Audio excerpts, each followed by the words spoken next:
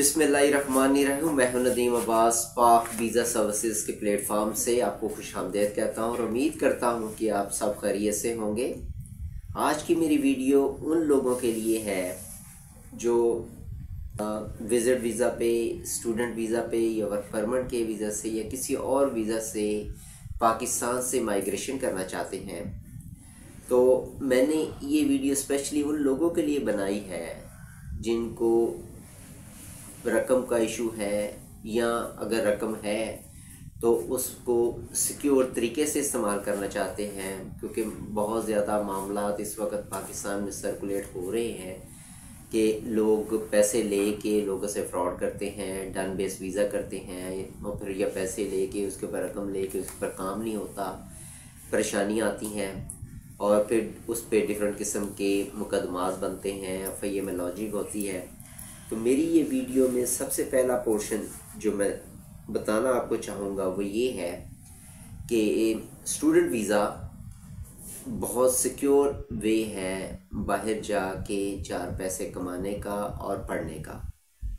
पढ़ना तो अगर आप तो पढ़ने जाना चाहते हैं तो पढ़ना तो बहुत अच्छी बात है, आपका उसमें नॉलेज वसी होगा, आपका तजर्बा वसी होगा और आपको काम करने के भी डिफरेंट तरीके मिलेंगे। लेकिन बहुत सारे लोग काम के साथ साथ चार पैसे भी कमाना चाहते हैं। तो इसमें सबसे सिक्योर बात ये है कि आप यूनिवर्सिटी में एडमिशन लेते हैं, यूनिवर्सिटी को फ़ीस पे करते हैं, एम्बेसी को फ़ीस पे करते हैं और कंसल्टेंट की थोड़ी बहुत जो फ़ीस होती है वो देते हैं और उसके बाद आपका वीज़ा लगता है और बग़ैर किसी हिचकिचाहट के आप वो जो रकम आपने एम्बेसी को दी हुई है वो तो काबिल वापसी नहीं होती, लेकिन जो फ़ीस आपने यूनिवर्सिटी को पे की है वो अगर आपका वीज़ा नहीं लगता तो वो काबिल वापसी है। दूसरा जो वर्क परमिट होता है हमारे पास, या आप वर्क परमिट डिफरेंट कंपनीज़ के हवाले से अप्लाई करते हैं। अब इसमें ये भी बड़ा सिक्योर वे है आपको बाहर जाके चार पैसे कमाने का, लेकिन उसका तरीक़ाकार क्या है कि आपको कोई ऐसी कंपनी ढूंढनी पड़ेगी जो ओरिजिनल हो और वहाँ पे बाकायदा उसी कंट्री में काम कर रही हो। अब अगर आपसे कोई कंपनी ढूंढ लेते हैं और आपको उस कंपनी में जॉब मिल जाती है तो आपको किसी किस्म का ख़र्चा करने की कोई ज़रूरत नहीं होती, सिर्फ आपको एम्बेसी की फ़ीस पे करना होती है, क्योंकि वो कंपनी तमाम अखराजात आपको बर्दाश्त करती है। फिर कंपनी आपको रहाइश भी देती है, वहाँ जॉब भी देती है और आपको एयरपोर्ट से लेके उस जगह भी जाते हैं जहां आपने रहना होता है, काम करना होता है। अब इसमें दो बातें बड़ी क्लियर सी साफ सी आपको पता लग गई हैं। एक ये है कि अगर आपने ऐसी कोई कंपनी ढूंढ ली जो आपको बाकायदा जॉब ऑफ़र करने के लिए तैयार है और आप उसके क्राइटेरिया पे पूरे उतरते हैं तो आपको सिर्फ एम्बेसी की फ़ीस देनी पड़ेगी। एम्बेसी की फ़ीस कोई ज़्यादा नहीं होती है, 200-300 पाउंड, 400 पाउंड या इसके राउंड अबाउट ही होगी, इससे ज़्यादा नहीं हो सकती। तो दूसरा ये है कि आपको किसी उसके दौरान में किसी कंसल्टेंट को, किसी बंदे को, किसी और को दरमियान में किसी को पैसे देने की ज़रूरत नहीं है। आप ये भी बड़ा सिक्योर वे है अगर हो जाए। हाँ, अगर दूसरी बात ये है कि जिसमें डन बेस वीज़े वाली बात चलती है और आपको कहते हैं कि जी हमें 25 लाख दे दें, 30 लाख रुपया दे दें और हम आपको वर्क परमिट आएगा, 2 महीने बाद आएगा, 1 महीने बाद आपकी जॉब का है, उसके बाद हम आपको एम्बेसी में अप्लाई करेंगे, वहाँ से 100 इस तरह की कहानियाँ चला के जब भी बात बनती है उसमें चांसेस हैं कि आपकी रकम ज़ाया हो जाए। लेकिन अगर आपको बाकायदा कंपनी मिली हुई है और आपको बाकायदा उसमें ऑफ़र आई हुई है तो आपको किसी किस्म की कोई फाइनेंशियली नुकसान होने का ख़दशा बिल्कुल नहीं है। अब तीसरा जो वीज़ा ख़ास तौर पे अभी यूरोपियन यूनियन में चल रहा है, अमेरिका में भी है, ऑस्ट्रेलिया तो नहीं, लेकिन मेरा ख्याल है इस वक्त यूके भी उस वीज़े को ऑफ़र कर रहा है। वो वीज़ा है बिज़नेस वीज़ा। अब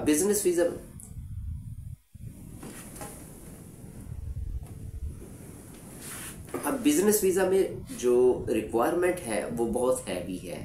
अब कुछ लोग उसको अफोर्ड नहीं कर पाते, या जैसे 5 लाख 10 लाख। बिज़नेस वीज़ा में जो रिक्वायरमेंट है वो बहुत हैवी है। अब कुछ लोग उसको अफोर्ड नहीं कर पाते, या जैसे 5 लाख 10 लाख पाउंड, $5,000 $20,000 इतनी रिक्वायरमेंट होती है, वो हर आदमी अफोर्ड नहीं कर सकता।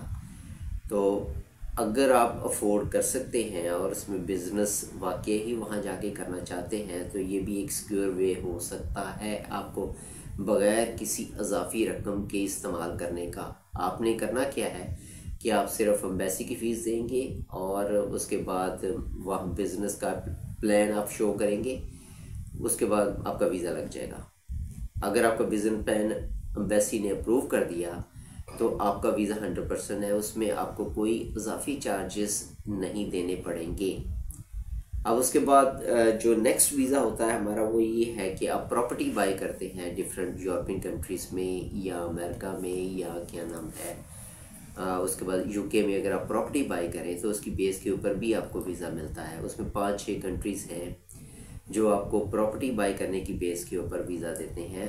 अब अगर इस तरह का मामला भी है और अगर आपके पास पैसे भी मौजूद हैं और आप विलिंग है बाहर जाने के लिए, तो आप प्रॉपर्टी बाय करते हैं। प्रॉपर्टी के लिए वहाँ प्रॉपर्टी कंसल्टेंट से रब्ता किया जाता है, फिर आप वो सारी अमाउंट जो है वो भी सिक्योर है, लेकिन अमाउंट डेफिनेटली वो बड़ी अमाउंट होती है। उसमें आपकी प्रॉपर्टी आपने जिस इलाके में ली है या जिस बंदे से लिए, वो सारी आपकी तफसील बता सकता है। उसका इंफॉर्मेशन भी अवेलेबल की जा सकती है, हम आपको बताएंगे कि उसको कैसे करना है, लेकिन उसकी डेफिनेटली इन्वेस्टमेंट बहुत ज़्यादा है। आपने क्या करना है, उसमें प्रॉपर्टी लेनी है। प्रॉपर्टी बाय करने के बाद वो डॉक्यूमेंट आपके पास पाकिस्तान में शिफ्ट होंगे। उसके बाद आप वीज़ा अप्लाई करेंगे। वो जब प्रॉपर्टी एम्बेसी वेरीफाई कर लेगी कि आपने वाकई वो प्रॉपर्टी बाय कर ली है, तो आपका वीज़ा लग जाता है। अब इसमें भी आपको कोई एक्स्ट्रा अखराजात नहीं देने पड़ते। प्रॉपर्टी आपने ले ली, वो भी इन्वेस्टमेंट है, सेफ़ है। दूसरा, आपने एम्बेसी को फ़ीस दिया, उसके बाद आप वहाँ चले गए, वहाँ जाके अपना काम किया या अपनी फैमिली को भी रखा, खुद भी रहे, और उसके बाद जब इंडेफिनेट की बारी आएगी तो आपको पासपोर्ट भी मिलेगा, इंडेफिनेट भी मिलेगा।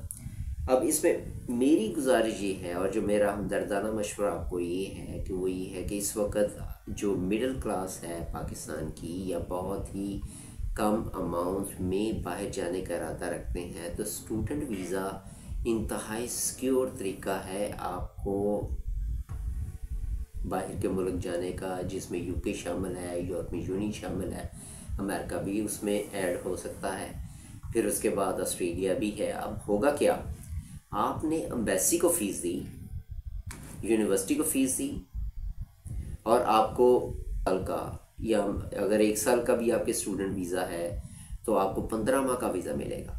15 माह के वीज़े में भी आपको बाज़ कंट्री आप इस वक्त 20 आवर्स अलाउ करते हैं, बाज़ कंट्री नहीं कर रहे, लेकिन जब आपकी हॉलीडेज़ के डेज़ आते हैं या इंटरवल्स आते हैं स्टडी के अंदर, उसमें आपको फुल टाइम अलाउ होता है। अब उसमें आप काम करते हैं। अब उसमें डबल, ये एक फ़िक्र वाली बात है कि आपको डबल मेहनत करनी पड़ेगी। आपको यूनिवर्सिटी भी जाना पड़ेगा, यूनिवर्सिटी का काम भी करना पड़ेगा, उसके बाद आप दूसरे काम भी करेंगे, तो उसमें आपकी अब उसको मल्टीप्लाई करें अगर आप पेपर के ऊपर, तो आपको खुद ही इल्म हो जाएगा। होगा क्या, आपने फ़र्ज़ करें यूके के लिए जा रहे हैं आप, तो 12,000 पाउंड आपने टोटल फ़ीस पे करनी है, जिसमें से 50% पहले दे दी, 25% की 2 किस्तें कर ली, उसके बाद आप उनको इतना पे किया, उसके बाद वहाँ थोड़ी सी रेजिडेंसों के पैसे होंगे, उसके बाद आपके अखराजात होंगे, ट्रैवल एक्सपेंसेस होंगे, और उसके बाद जब आप काम शाम करेंगे तो वो सारी चीज़ें जब कैलकुलेट करेंगे तो आपको अच्छी खासी रकम वहाँ बचती हुई नज़र आएगी। अब उसमें जो नेक्स्ट स्टेप जो आता है उसमें वो ये है कि आप जब स्टडी कंप्लीट कर लेते हैं तो आपको 2 साल का वर्क परमिट मिलता है। उसमें जर्मनी भी है, उसमें यूके भी है, उसमें शेल्जन स्टेट्स भी हैं, और उसमें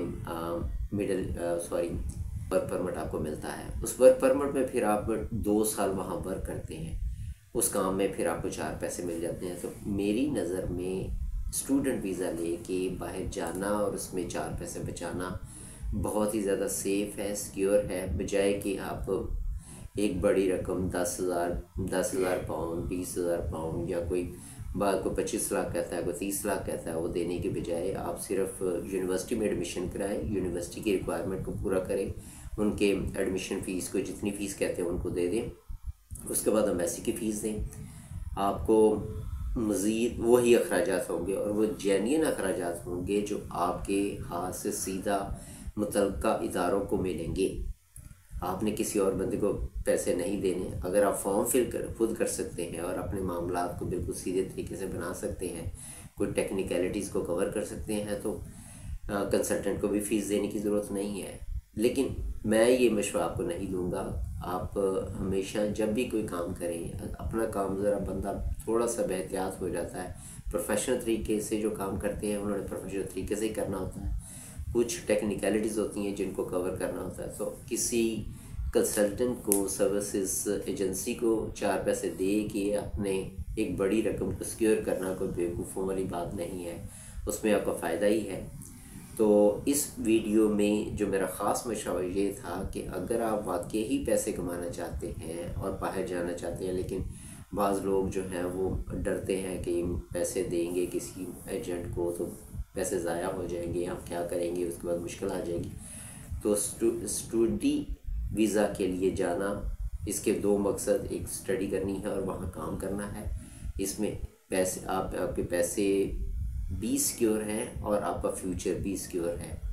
उम्मीद है मेरी बातें आपको पसंद आई होंगी। अगर कोई सवाल हो, कोई बात हो, कोई जवाब हो तो व्हाट्सएप नंबर मेरे मौजूद हैं। आप किसी भी वक्त हमसे रब्ता कर सकते हैं और हम आप कोशिश करेंगे आपको तमाम सवालात के जवाब प्रोफेशनल तरीके से दें और रिलायबल दें। और ये मैं आपको गारंटी दिलाता हूँ कि मेरे प्लेटफार्म से आपको कोई ऐसी खबर नहीं मिलेगी जो रिलायबल ना हो, ऑथेंटिक ना हो और प्रोफेशनल ना हो। क्योंकि हमारा मकसद ही ये है इस सर्विसेज को बनाने का और इसके काम करने का। पिछले 20 साल से हम काम कर रहे हैं। हमारी कोई भी बात जो की हुई है बड़ा मुश्किल है उसको नेविगेट करना। तो उम्मीद करता हूँ मेरी ये वीडियो आपको पसंद हुई होगी। अल्लाह आपका हमसर हो।